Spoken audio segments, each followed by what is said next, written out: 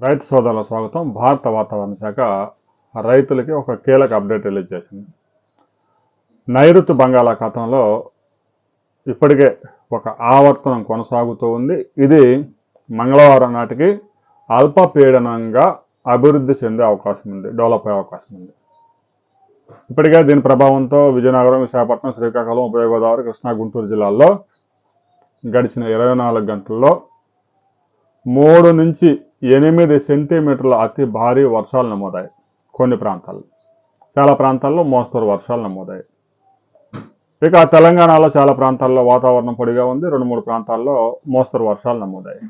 రాయలసీమలోనూ 2 నుంచి 3 సెంటీమీటర్ల వర్షపాతాలు అక్కడక్కడ నమోదాయి. రాబోయే 48 గంటల్లో బంగాళాఖాతంలో ఈ ఉపరితల ఆవర్తనం అల్పపీడనంగా మారబోతా ఉంది.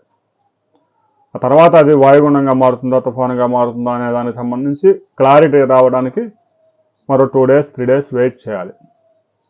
ఇక దీని ప్రభావంతో, ఈశాన్య ఋతుపవనాల ప్రభావంతో, ఇప్పటికే కొనసాగుతున్న ఆవర్తనం ప్రభావంతో కోస్తా జిల్లాల్లో 2 నుంచి 5 సెంటీమీటర్లు, రాయలసీమలో 2 నుంచి 3 సెంటీమీటర్లు, తెలంగాణలో 1 నుంచి 2 సెంటీమీటర్లు వర్షపాతాలు నమోదయ్యే అవకాశం ఉంది. గడిచిన 24 గంటల్లో కూడా చాలా ప్రాంతాల్లో ఉరుములు మెరుపులతో కూడిన వర్షాలు విరుచుకుపడ్డాయి. మీ ప్రాంతంలో వర్షం నమోదైందా లేదా అనే విషయాన్ని కామెంట్ చేయండి.